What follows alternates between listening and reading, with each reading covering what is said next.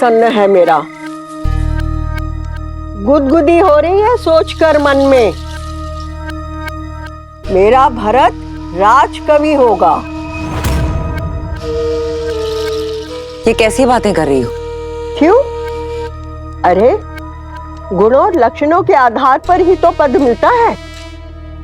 राम तो निश्चित ही राजा बनेगा और लक्ष्मण तो अवश्य ही सेनापति बनेगा, और शत्रुघ्न, उसे तो कोई छोटा मोटा मंत्री का पद मिल ही जाएगा। किंतु भरत, उसकी कविताएं तो पूरे संसार में प्रसिद्ध होंगी। कैकई वंश का वो पहला कवि होगा, है ना आनंद की बात? ऐसा कुछ नहीं है। भरत भी ऋषि वशिष्ठ से शिक्षा लेकर लौटा है। साहस और पराक्रम और वीरता में वो बिल्कुल अपने भाइयों जैसा है। रहने दो कैकई, इन हाथों से तुम्हें और युद्ध जीत को पाल पोस कर बड़ा किया है, और मैं एक दृष्टि में देखकर बता सकती हूं कि किसमें सत्ता संभालने की क्षमता है और किसमें नहीं। और वैसे भी कैकई, जैसा तुम चाहती थी वैसा ही तो बनकर आया है तुम्हारा पुत्र, राम की छाया। किंतु कभी सोचा है कि जब सूर्य सामने हो तो छाया को कोई नहीं देखता? बस मंत्रा, बस, अब एक शब्द और नहीं।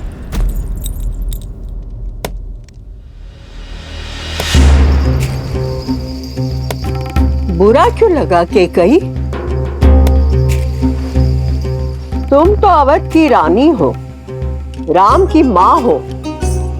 मैं तो आज भी तुम्हारी दासी मंत्रा हूं, तुम्हारी शुभ चिंतक। मंत्रा, एक शब्द और नहीं। निकलो यहां से, और एक काम करना, आज रात तुम बाहर ही सोना। जाओ यहां से। मैं चली जाऊंगी कैकई, मैं तो श्वान हूं, कुकर। मैं वहां आंगन में रहकर भी तुम्हारी रखवाली करूंगी कैकई। और कब तक? मेरे बाद कौन तुम्हें संभालेगा? वो पुत्र जो राम की छाया बन गया है, या वो पति जो राम का दास है? मंत्रा, एक शब्द और नहीं। मंत्रा, निकलो अभी यहां से।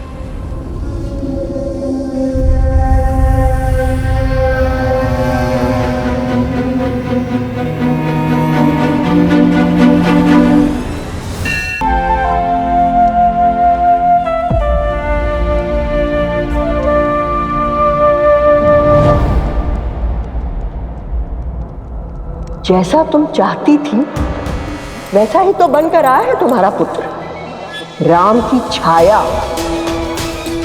जब सूर्य सामने हो तो छाया को कोई नहीं देखता। मेरे बाप कौन तुम्हें संभालेगा? वो पुत्र जो राम की छाया बन गया है, या वो पति जो राम का दास है?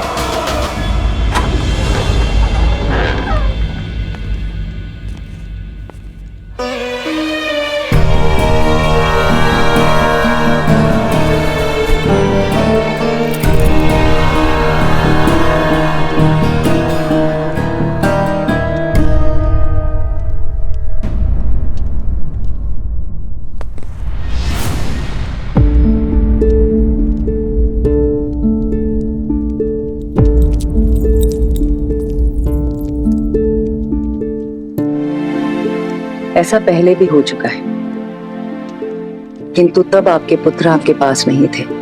अब तो आपके पुत्र आ गए हैं, अब क्यों नहीं सोए? वर्षों से प्यासी इन आंखों को तृप्त कर रहा हूं कैकई। किंतु तुम क्यों नहीं सोई? क्योंकि आज भी इनके भविष्य के सपने मेरी आंखों में है। महाराज, चलिए ना, उपवन में चलते हैं, थोड़ा भ्रमण करते हैं। चलिए ना।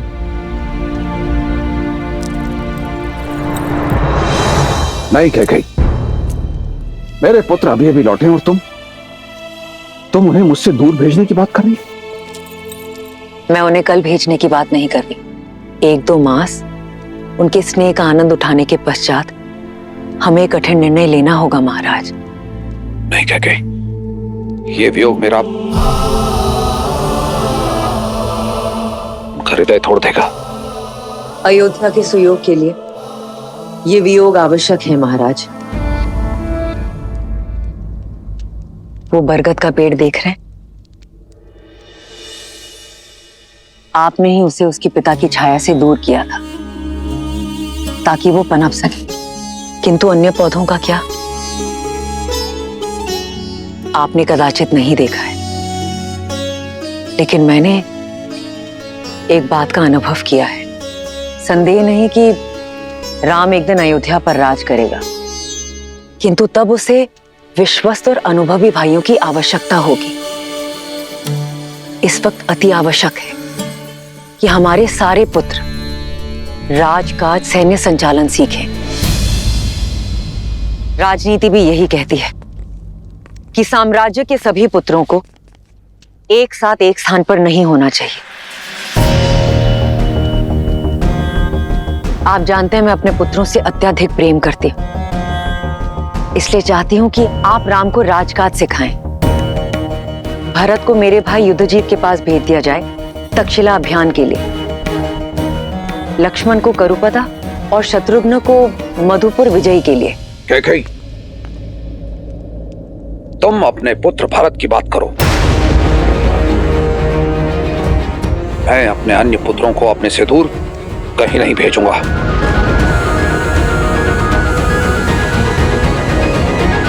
क्या कहा आपने? केवल मेरा पुत्र भरत, अर्थात भरत के अतिरिक्त मैं किसी की माता नहीं। कैकेयी, तुम मेरी बात का अनुचित अर्थ निकाल रही हो। मैं आपके शब्द और अर्थ दोनों समझ गई हूं महाराज। आप केवल मेरे पुत्र भरत को कैकैया जाने का आदेश दीजिएगा, और यदि वो प्रश्न करे तो उसे कह दीजिएगा उसकी कठोर मां कैकई ने आदेश दिया है। और हां, दर्पण दिखाने के लिए धन्यवाद महाराज, ये अनुभव करवाने के लिए कि मैं केवल भरत की माता हूं, राम की नहीं।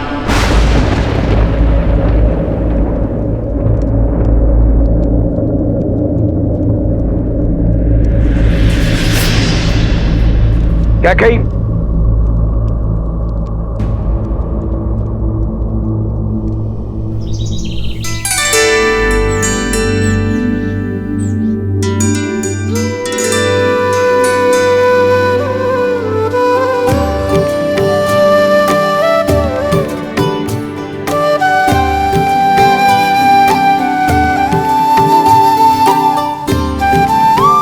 कुमार भरत, आपके लिए एक सूचना है।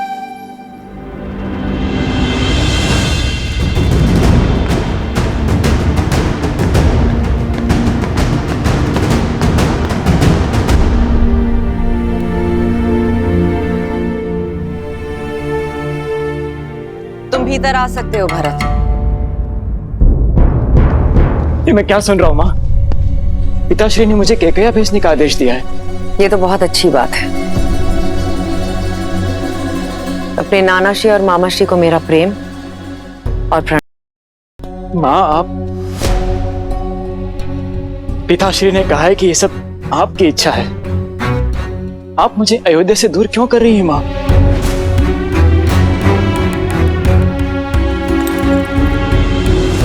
क्योंकि अपने भाई राम की छाया से दूर जाना आवश्यक है तुम्हारे लिए,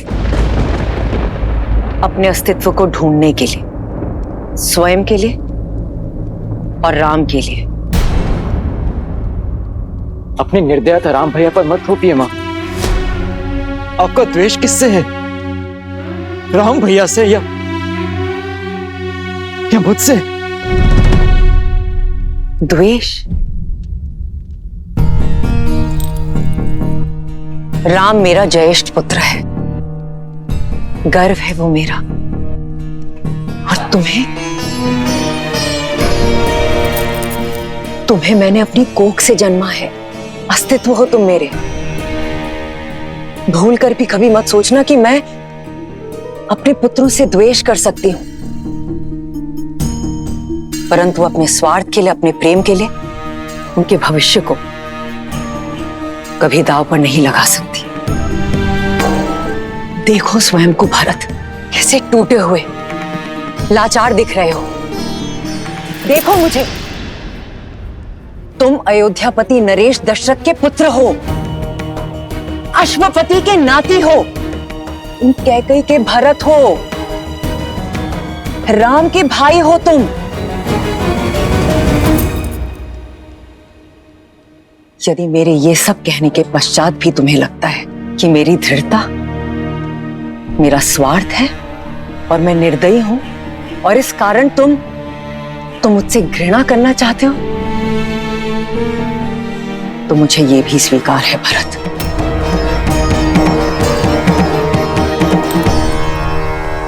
और यदि तुम ये मानते हो कि मैं अपने पुत्र राम से घृणा करती हूं, तो ये भी मान लो, किंतु मैं किसी मां,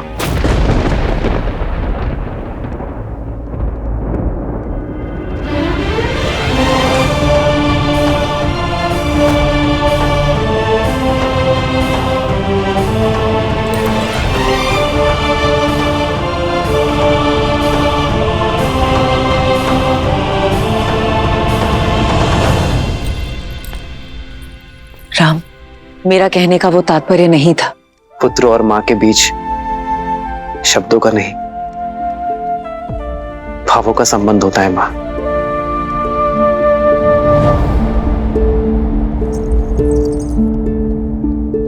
और ये बात मेरा भोला भरत भले ही ना समझे, पर मैं अच्छे से समझता हूं।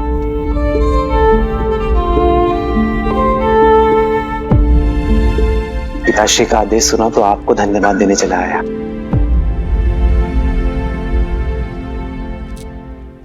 मां ने जो बात कही है वो मैं कब से अनुभव कर रहा हूं भरत, और तुम्हारा आत्मविश्वास बढ़ाने का प्रयास भी किया है मैंने, पर कभी सफल नहीं हो पाया। जानते हो क्यों? क्योंकि मैं भाई हूं। मां ने अपने बालक को मधु के भीतर लपेटकर कड़वी औषधि पिलाने की कला मुझ में नहीं है भरत। मां ठीक कहती है भरत, मुझे केवल एक सबल भाई की आवश्यकता नहीं है, अयोध्या को एक प्रबल सेनापति, एक प्रशासक की आवश्यकता है। स्वयं सोचो भरत, हर कार्य में तुम्हें मेरी सहायता, मेरी पहल की आवश्यकता होती है। यदि कल को कहीं मुझे जाना हुआ, अयोध्या से दूर, राज्य से दूर, तो कैसे संभालोगे तुम अयोध्या को? कैसे संभालोगे राज्य और परिवार को? क्या केवल माताओं का ही धर्म है कि अपनी संतान के उज्जवल भविष्य के लिए वर्तमान में दुख सहे? क्या हमारा कोई कर्तव्य नहीं भरत?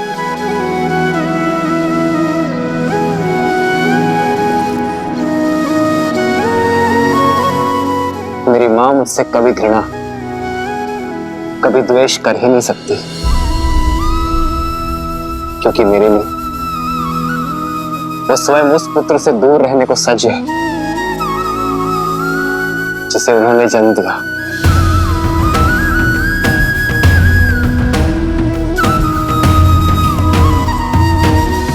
स्मरण रखना भरत, पुत्र को पुत्र हो सकता है, माता को माता नहीं।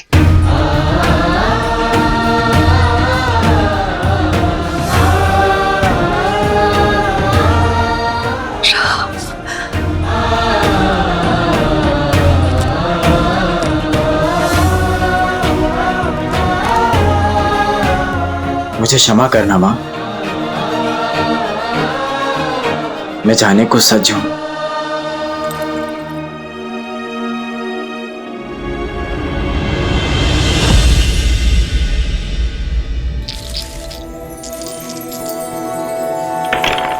लो, मैं तो विजय के और निकट आ गई सुकीर्ति।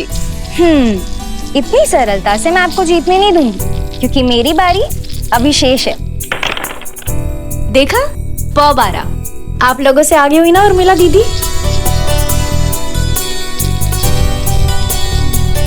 पर सब मुझसे पीछे ही हो। हारने के लिए सच होना मानवी। जीत तो सकती हो उर्मिला दीदी, किंतु केवल तभी जब सीता दीदी के पास है ठीक से ना गिरे।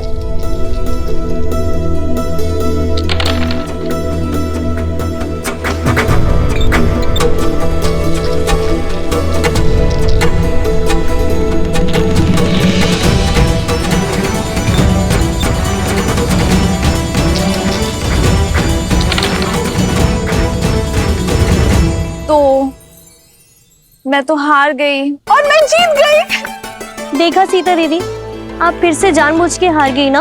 आप हमेशा यही करती है, गार की जैसी विदुषी को अपने ज्ञान से हरा देती हैं और अपनी बहनों के सामने हमेशा हार जाती हैं। क्योंकि तुम्हारी जीत मेरी जीत है, और अपनों से हारने में जो सुख मिलता है ना, वो 100 विजयों से भी अधिक है।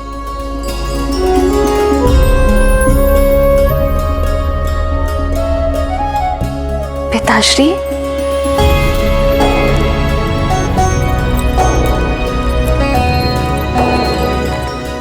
प्रणाम पिताश्री। दीर्घायु भव। मुझे सीता से कुछ एकांत में बात करनी है।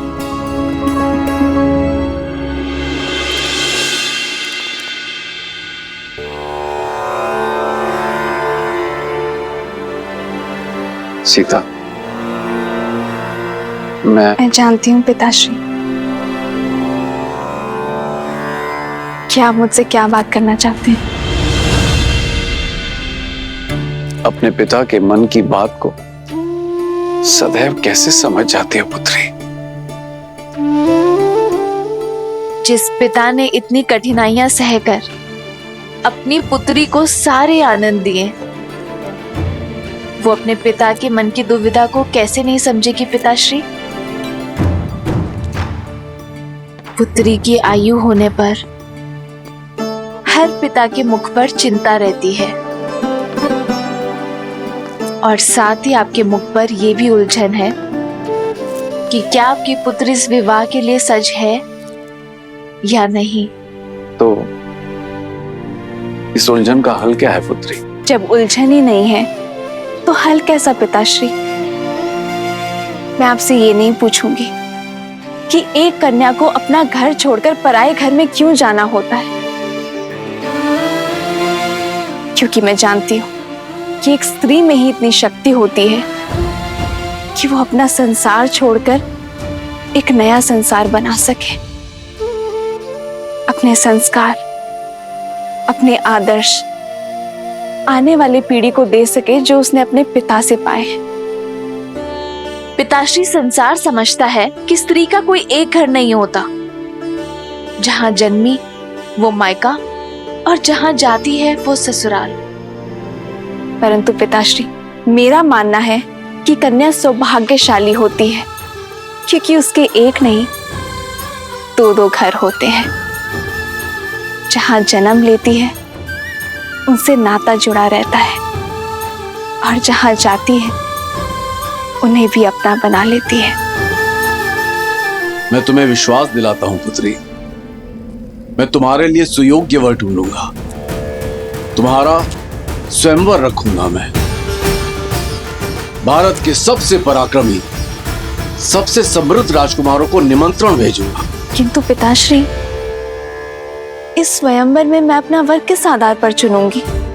किसके पास कितनी धन संपत्ति है ये देखकर, या किसकी सेनापति शक्तिशाली है इस चुनौती पर? पिताश्री, विवाह सेना संपत्ति से या राज्य से नहीं होता है ना? क्या इस स्वयंवर में मैं उस वर को चुन पाऊंगी जिसके साथ मैं जीवन के हर क्षण में प्रसन्न रहूंगी। तुमने तो एक उलझन से निकालकर दूसरी उलझन में डाल दिया पुत्री।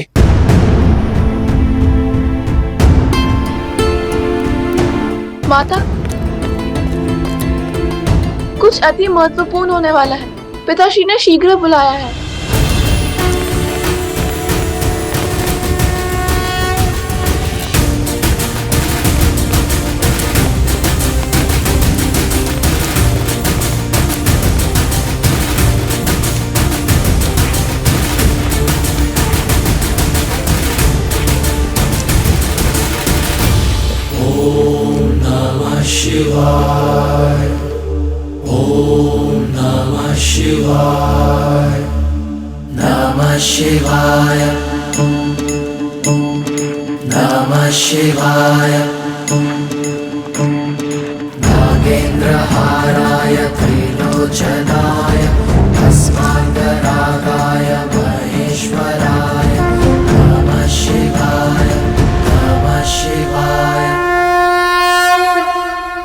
हे महादेव, मेरी पुत्री सीता को जैसा वर चाहिए केवल आप ही दे सकते हैं।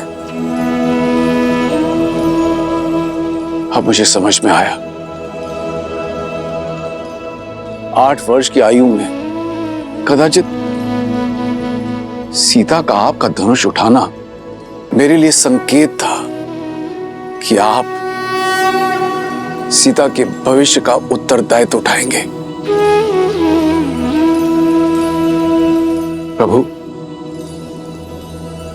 मैं सीता के स्वयंवर की घोषणा करना चाहता हूं।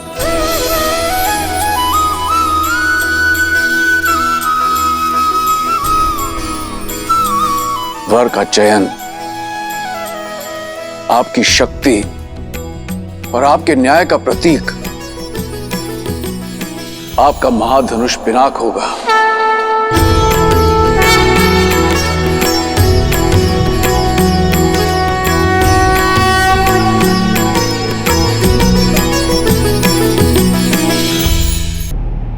मैं अपनी पुत्री सीता के स्वयंवर की घोषणा करता हूं।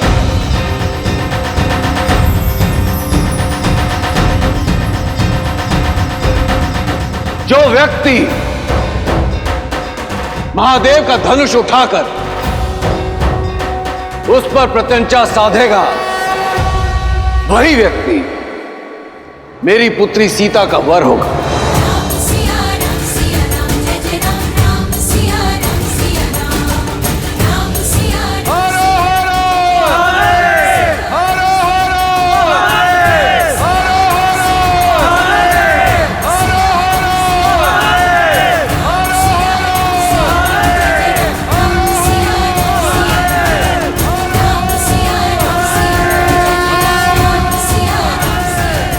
जनक ने सीता के लिए वर ढूंढने का उत्तरदायित्व आप पर छोड़ दिया है प्रभु। सत्य तो यह है देवी कि मिथिला में अपने इस उत्तरदायित्व को निभाने का प्रबंध मैंने कई वर्ष पहले ही कर दिया था। कैसे, बताइए ना, कैसे ढूंढेंगे जनक राम को? जो सच्चे मन से राम को खोजना चाहें, राम तो उन्हें मिल ही जाते हैं। और वैसे भी संसार में ऐसा कौन है जो राम को खोजना नहीं चाहता।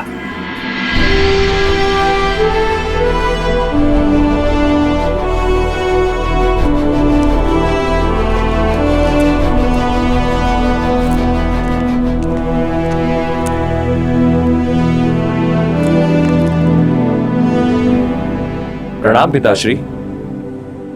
आयुष्मान भव। मैं कल भोर होने पर कह जा रहा हूं पिताश्री। आपकी अनुमति लेने आया हूं।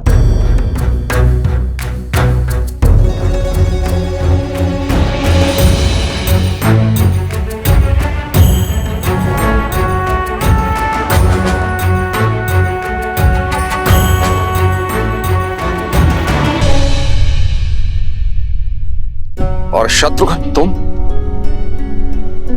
तुम कहां जाने के लिए सज्ज हो? पिताश्री, भरत भैया को मेरी आवश्यकता होगी और फिर मेरा भी मन है कि मैं मामा के देश का भ्रमण कराऊं। शत्रुघ्न का निर्णय अच्छा है पिताश्री। 1 से 2 सदा श्रेष्ठ होते हैं। यदि आपका मन हो तो मैं जाऊं पिताश्री।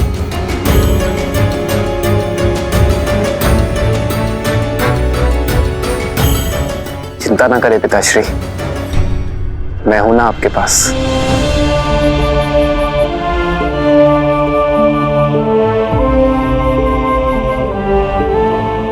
अनुमति है।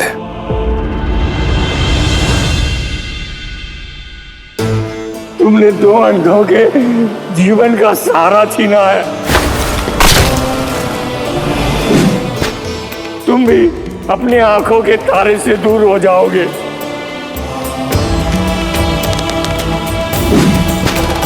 अपने धर्म रक्षक पुत्र के वियोग में तरस तरस कर मरोगे तुम।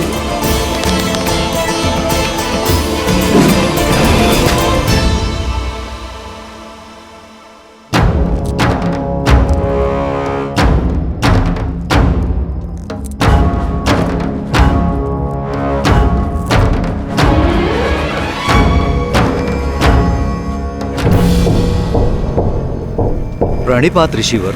आपके महाराज दशरथ कहाँ हैं? मुझे उनसे भेंट करनी है, शीघ्र, अतिशीघ्र। परंतु ऋषिवर, आपका परिचय?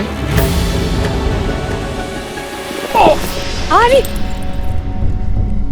आप इतनी रात्रि में क्या कर रहे हैं आर्य? अभ्यास। प्रयास कर रहा हूं कि अपने आप को युद्ध के लिए सज्ज रखूं। जानती हूँ आपका तेज और शौर्य ढल नहीं सकता आर्य, परंतु आयु ढलती है। अब राम का समय है। युद्ध अयोध्या को पुकारेगा तो उत्तर देने की बारी राम की है। वही तो कारण है, मैं राम से दूर नहीं रह सकता। भय कि कहीं भरत और शत्रुघ्न की भांति राम पुनः उससे दूर ना हो जाए। महाराज की जय हो। महाराज, इस समय कष्ट देने के लिए क्षमा चाहता हूं, पर ऋषि विश्वामित्र पधारे हैं।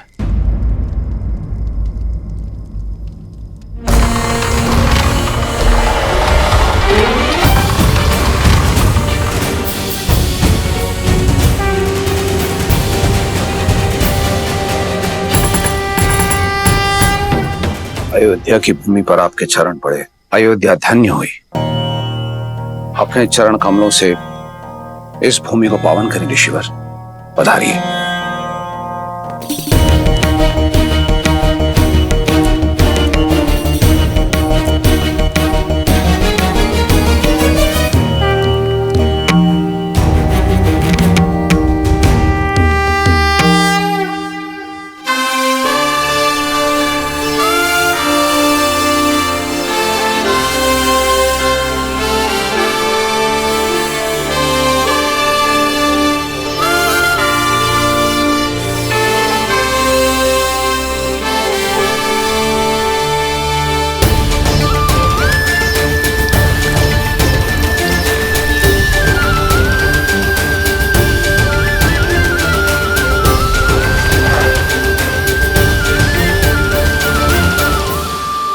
ऋषिवर, मेरा पुत्र अभी अभी शिक्षा प्राप्त करके लौटा है, इसे आशीर्वाद दें।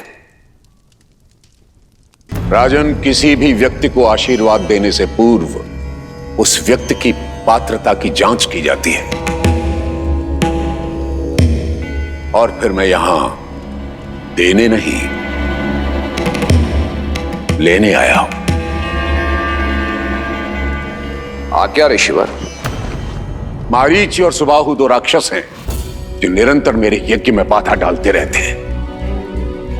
मृत पशुओं का रक्त और उनका मांस डालकर उसे अपवित्र करते रहते हैं। ऐसा नहीं है राजन कि मैं उनका संहार नहीं कर सकता, परंतु ब्रह्मर्षि होने के बाद मैंने शस्त्र त्याग दिए हैं, इसलिए। सुमंत, हम इसी क्षण ब्रह्म ऋषि के आश्रम की ओर प्रस्थान करेंगे। उन दोनों दंड राक्षसों का मैं स्वयं संहार करूंगा। ऋषिवर, ये मेरा वचन है, आपकी मांग अवश्य पूर्ण होगी। इस तुच्छ कार्य के लिए स्वयं अयोध्यापति वहां जाएं, ये तो उचित नहीं लग रहा है।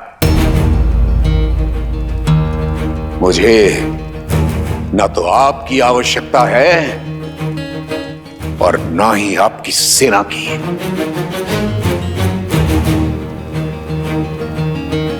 तो ऋषिवर मैं और क्या दे सकता हूं?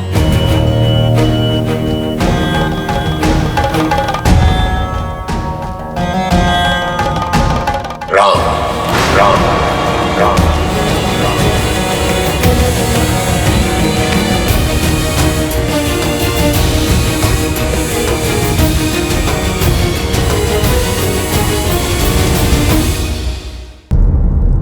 राजन, आप अपने पुत्र के लिए आशीर्वाद चाहते थे और मैं सहाय था। आप राम मुझे दे दीजिए, दोनों की इच्छाओं की पूर्ति हो जाएगी। किंतु ऋषिवर, मेरा राम वो तो बालक है अभी। तो यूं समझिए कि उस बालक के बड़े होने का समय आ गया। किंतु मेरे राम को तो युद्ध का अनुभव ही नहीं है ऋषिवर। राजन, अनुभव युद्ध करने से होता है, और फिर जो शिक्षा आदरणीय ब्रह्मर्षि वशिष्ठ ने उसे दी है, उसकी परीक्षा भी हो जाएगी।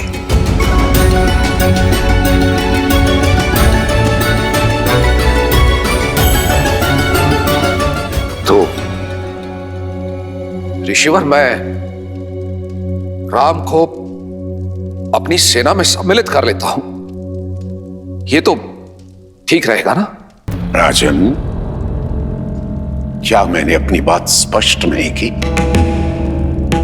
मुझे आप नहीं, राम चाहिए।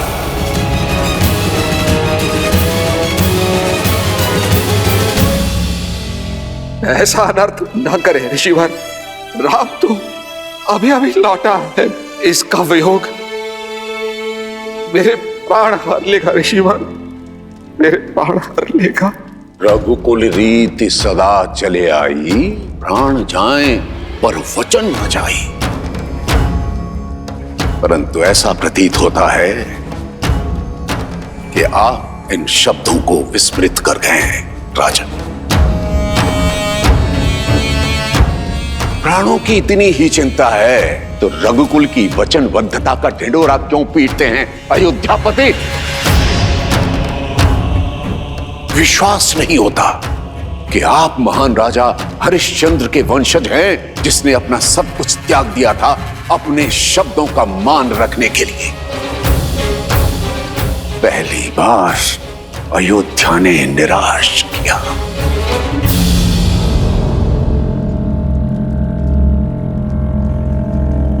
महाराज दशरथ, आप तो अपनी रानियों और राजकुमारों के साथ सुखमय जीवन व्यतीत कीजिए, मेरा क्या है। मैं तो सहायता के लिए किसी दूसरे द्वार को खटखटा लूंगा, परंतु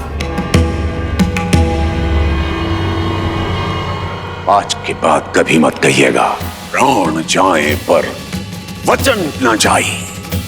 ऋषिवर, हरि ब्रह्मर्षि,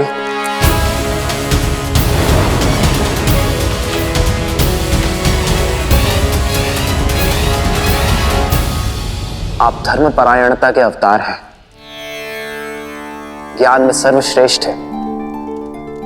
आप किसी भी असुर को स्वयं दंडित करने में सक्षम हैं, किंतु ब्रह्मत्व का मान रखने और रघुकुल का मान बढ़ाने स्वयं अयोध्या आए। आपके साथ चलना मेरा सौभाग्य होगा गुरुवर। केवल एक अनुरोध है, कल प्रातः तक प्रतीक्षा कीजिए, अयोध्या का स्वागत स्वीकारिए। ठीक है, कल प्रातः काल तक का समय है तुम्हारे पास। जैसे ही कल का सूर्योदय होगा, अयोध्या के मान का उदय होगा अथवा उसके तेज का अस्त होगा।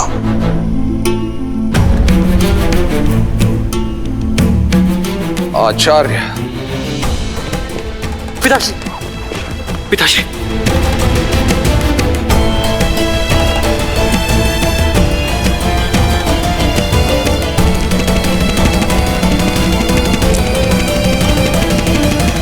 प्रणाम गुरुदेव।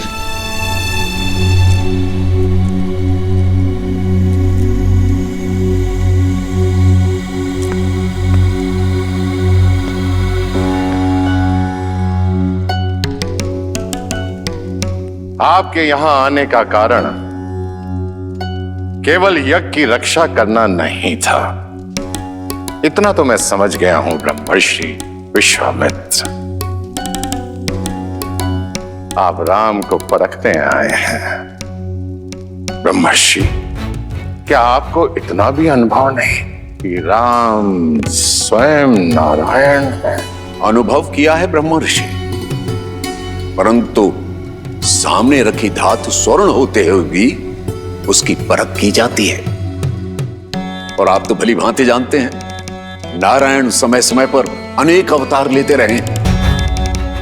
परशुराम स्वयं उनके एक अवतार हैं।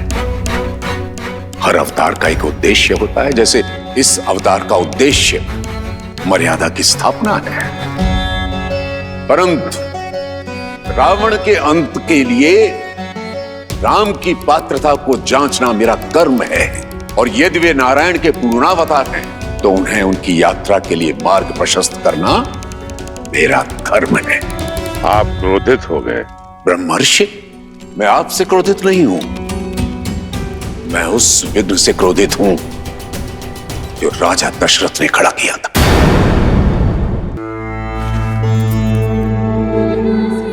सेवकों, राजवैद्य को सूचित करो कि तुरंत आए।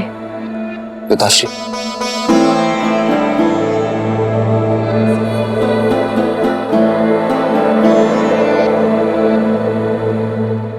आपका स्वास्थ्य सदा ठीक रहता है पिताश्री। ये अचानक क्या हुआ आपको? थक गया हूं, विश्राम की आवश्यकता है।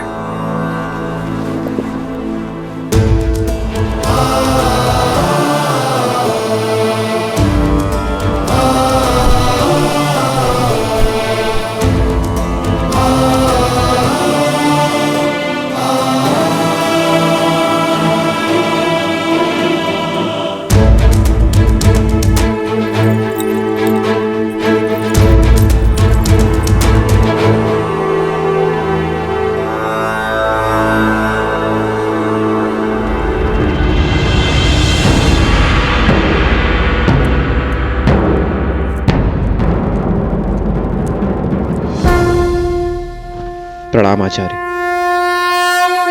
महाराज दशरथ की ठीक नहीं है आचार्य, कोई कुंठा है उनके मन में।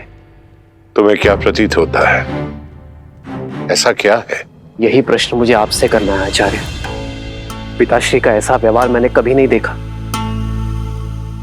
एक ऋषि को उसकी मनचाही सहायता देने में इतना संकोच क्यों? मैंने पहले भी कई बार अनुभव किया है आचार्य।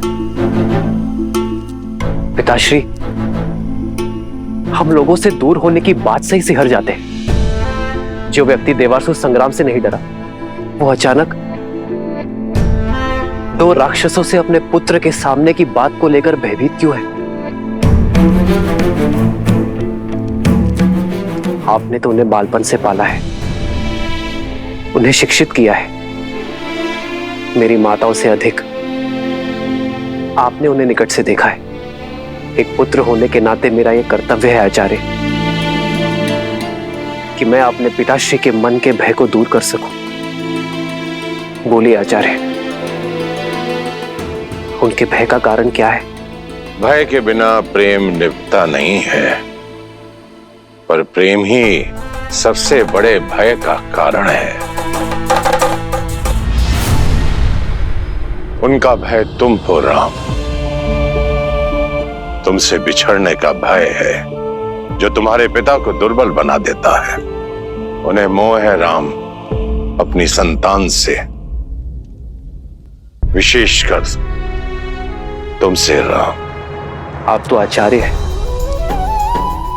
उनके पिता समान, उनके गुरु भी आप ही हैं। तो क्या आप उन्हें इस व्यथा से दूर नहीं कर सकते? कई बार रोग का कारण ही उसकी औषधि होता है राम।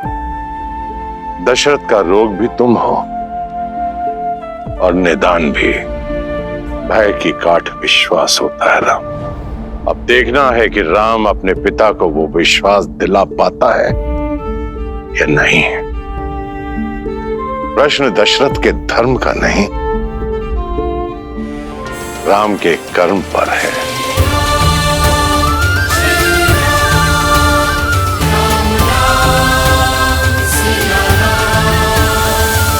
नंदनी को ये मेरी रक्षा में है क्रूर बाघ। मैं अपने आहार का त्याग नहीं करने वाला। मैं नंदनी के स्थान पर स्वयं को प्रस्तुत करता हूँ। ये कामधेनु की परीक्षा थी, उसमें तुम सफल हुए। श्री रामचंद्र की जय। मेरी दृष्टि में विवाह आस्था है। मैं मुझे पूर्ण करने वाला अपना नारायण ढूंढ लूंगी। आश्रम में तुम सबने क्या सीखा? मेरा भरत बहुत अच्छा धनुर्धारी है। हाँ, पर जब लक्ष्य सिद्ध हो तभी। मन अति प्रसन्न है मेरा।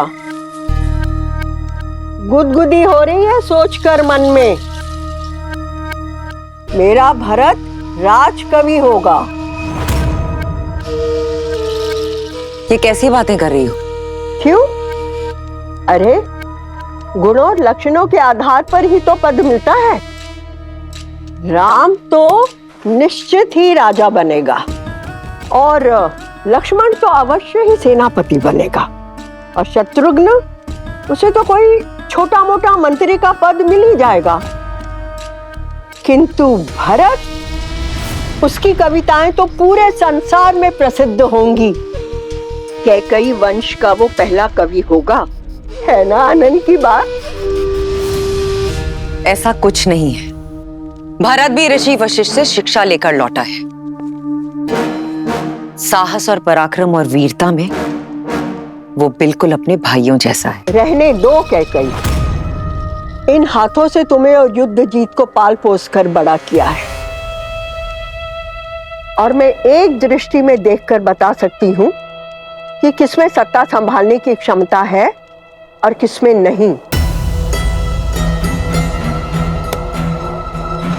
और वैसे भी कैकई, जैसा तुम चाहती थी वैसा ही तो बनकर आया है तुम्हारा पुत्र। महाराज, ऋषि विश्वामित्र पधारे हैं।